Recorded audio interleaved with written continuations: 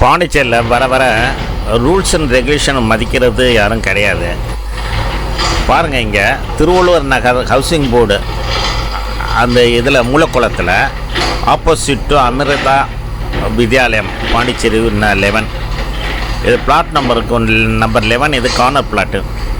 இங்கே மரம் 25 வருஷத்துக்கு மேலே மரம் இருக்குது, வேப்ப மரம். இது மக்களுக்கு நேச்சர் இயற்கைக்கு ரொம்ப நல்லது. அந்த வேப்ப மரத்தை 25 வருஷம் மரத்தை எந்தவித முன்னறிவிப்பும் இல்லாமல் ஃபாரஸ்ட் டிபார்ட்மெண்ட்டில் பர்மிஷன் வாங்கலாம், எதுவுமே செய்யாமல் அவங்க திடீர்னு காலையில் எடுத்துகிட்டு வெட்டி எடுக்கிறாங்க ஜேசிபி வச்சு.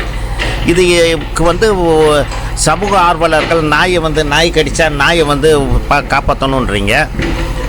இதை இயற்கை காப்பாற்றினா தானே மனுஷன் வாழ முடியும். எப்படி நல்ல சுவாச காற்றுங்கிறது இது பண்ணுறது. பாண்டிச்சேரி ஏற்கனவே பொல்யூஷனாக இருக்குது, ஓவர் பொல்யூஷனாக இருக்குது. இது அந்த வீட்டுக்கு உடையவரும் அவருக்கும் கொஞ்சம் ஏதாச்சும் இருக்கணும். எப்படி செய்கிறாங்க பாருங்க. உங்களுக்கு கார்னரில் இருக்குது. இது யாருக்குமே டிஸ்டர்பன்ஸ் கிடையாது. நீ வீடு கட்டும் போது சரி ஓகே, நீ கட்டும் போது அது கார்னரில் வச்சு கட்டுங்க. இந்த மரத்தை எடுக்கக்கூடாதுன்னு சொல்லிட்டு சட்டம் உங்களுக்கு பிஎன்எஸ்ல சொல்லுது. உங்களுக்கு இப்போ புது சட்டத்திலேயே, இப்போ பழைய சட்டத்தில் ஐபிசிலையும் நீங்கள் எடுத்தாலும் உங்களுக்கு கிரிமினல் இதாச்சா. இது இம்ப்ரெஷன் வரைக்கும் போமாச்சா. இதை தெரியாமல் செய்கிறாங்களா, தெரிஞ்சு செய்கிறாங்களா, இல்லை வேறு யாராச்சும் கூட இருந்து நமக்கு தான் அவரை தெரியும் இவரை தெரியும். பாண்டிச்சேரியில் யாரும் ஏதாச்சும் சொன்னாக்கா நான் அவரை தெரியும் இவரை தெரியுன்னுவாங்க. இந்த மாதிரிலாம் நடக்குது. இந்த அநியாயத்தை ஏற்கனவே காலையில் ஃபாரஸ்ட் டிபார்ட்மெண்ட்டில் ஃபோன் பண்ணி சொல்லியாச்சு. அவங்க ஆக்ஷன் எடுப்பாங்க. இந்த மாதிரி ஒரு சிவியர் ஆக்ஷன் எடுத்தால் தான் மற்றவங்க பாண்டிச்சேரி உள்ளவங்க இந்த மாதிரிலாம் செய்ய மாட்டாங்க என்று நம்புவோம். இயற்கையை பாதுகாப்போம்.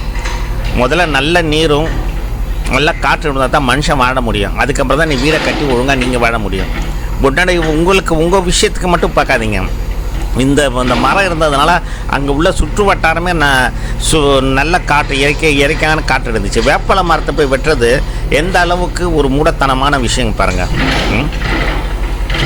இதை மக்கள் புரிந்து கொண்டு விழிப்புணர்வோடு இருக்கணும். ஃபாரஸ்ட் டிபார்ட்மெண்ட்டு விழிப்புணர்வு கொடுக்கணும் மக்களுக்கு.